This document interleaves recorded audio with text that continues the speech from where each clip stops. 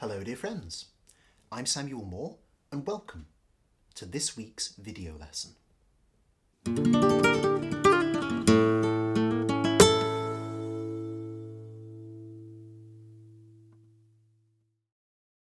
As many of you know, I recently published my third tutorial book, Flamenco Guitar, Compa Essentials, Bulerías. This book and the series it's part of helps you unlock the spontaneous nature of flamenco performance. You can find out more about the book via the link in the description below, as well as order a copy. But today, I'd like to share with you a small extract from the book so you can get a better sense of what it's about. Specifically, I want to show you a simple melodic phrase that can be used on beats 7, 8, 9 and 10 of Bulerías' basic compass. The phrase you're going to learn sounds like this.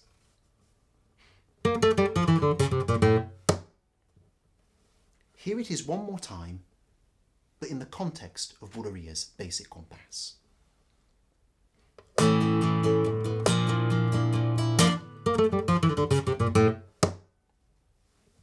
And here it is one more time, but with me counting the numbers. 12, 1, 2, 3, 4, 5, 6, 7, 8, 9, 10, 11. So before we talk about how to use that phrase in the context of your wider playing, let's actually learn how to play it. In many respects, the phrase is very simple. From a technique point of view, we're simply using the picado technique with this hand. So in other words, I and M alternating using rest strokes.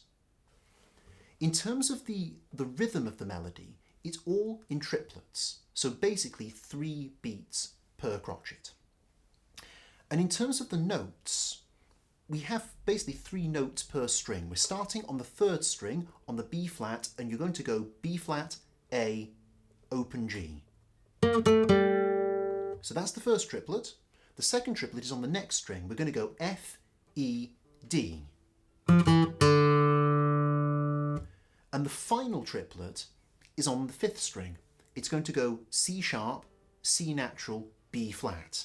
And then of course we're going to conclude on the note A on beat 10.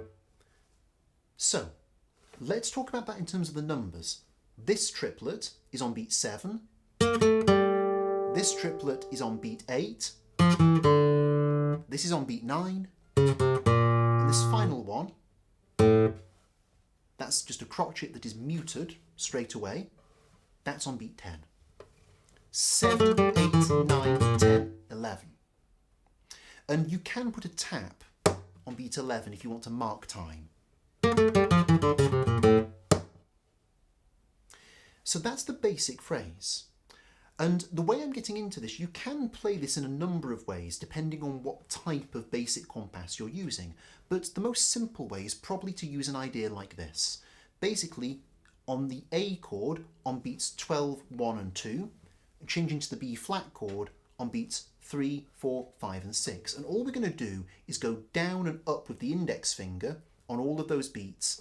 Apart from on beat 6, we're going to stop on beat 6. So we're basically going to go 12, 1, 2, 3, 4, 5, 6. So no upstrike on beat 6. And crucially, as this is Bulería, we mark the compass because 12 is accented and 3 is accented.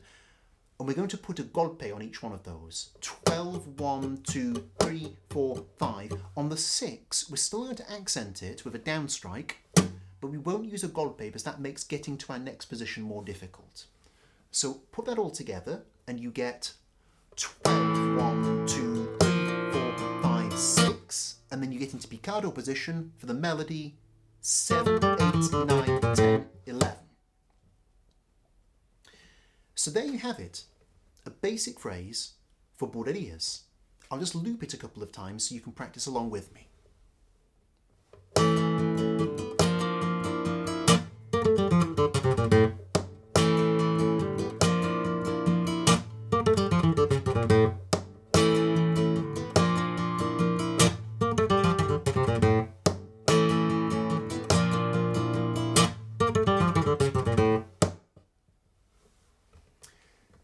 I imagine at this point you're thinking, great, that's a really nice phrase, but why am I learning it?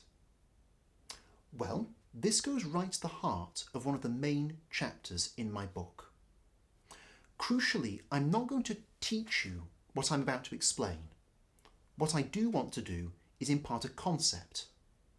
If you want the detail, that's what the book's for. Essentially, when you're playing a palo like Bulerías, the basic compas idea is essentially the core rhythmic idea that you keep coming back to again and again in between other structural components such as falsettas and llamadas when performing. There are many different ways to play the basic compas of Bulerías, but an idea that a lot of people really like sounds like this.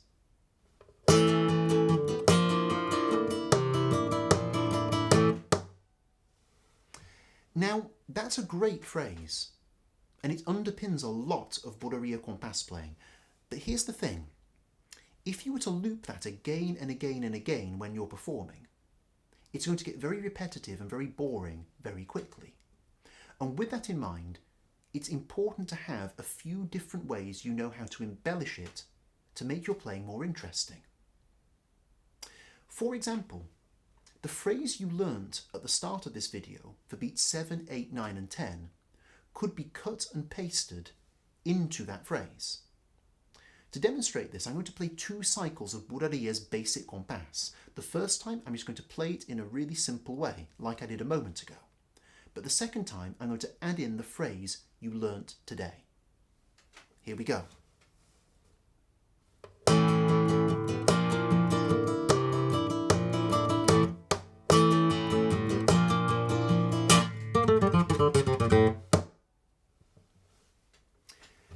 Now, it's already starting to sound more interesting, isn't it? Imagine this. Imagine you don't just have one variation for beats 7, 8, 9 and 10 of Bulerías. Imagine you have many. In fact, let's take the thought experiment a little further. Let's imagine you have multiple variations for all the different parts of the compas. And you can use them at will when you're performing in a spontaneous way. Imagine how exciting, varied and interesting your basic compas playing would now sound. That essentially is one of the main themes of my book. You will learn how to play Bulerías' basic compas in a spontaneous way by learning lots of different ways you can vary it, and learn how to integrate these into your playing in a spontaneous manner when performing. Crucially, that's not where the book ends. You'll also be introduced to other important performance components so that by the end of the book, you'll be able to improvise your own Bulerías solo. In other words, you won't simply have to play note for note a scored out composition in the book. You'll actually be able to improvise your own composition based on the concepts you've learnt. If all this sounds good to you, I warmly invite you to follow the link in the description below and treat yourself to a copy of my new book today. I'm looking forward to seeing you in the first chapter, but for now, I leave what you've just learnt in your capable hands.